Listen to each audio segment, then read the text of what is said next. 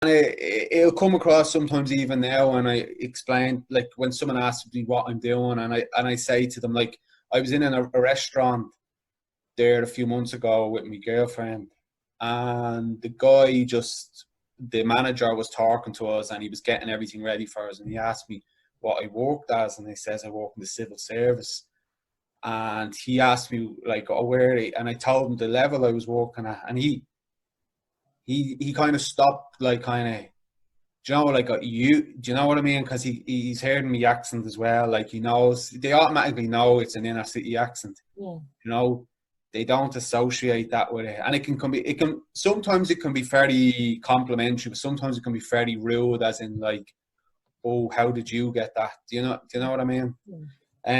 So that was just kind of starting off, and then when I worked in the guards as well, I got a lot of the guards you really need to be prepared for. And I remember the first time I was in the car when I only started, and the guy said, "Who put the knack in the car?" So knack means knacker. Like, this is what the guards use, and like, I'm working with him, and he's calling me a knack. So that's what the guards call knackers.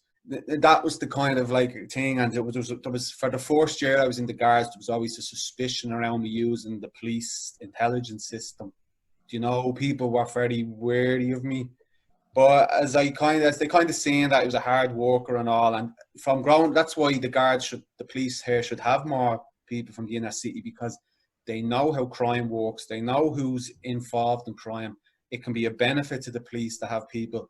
So it was after a year that they finally accepted me. But in terms of like other like people who go into the police, that doesn't happen. So it took me a year to really like win their trust, you know, and that was all because they were associating me that I grew up in public housing in the flats, the way I was talking, you know.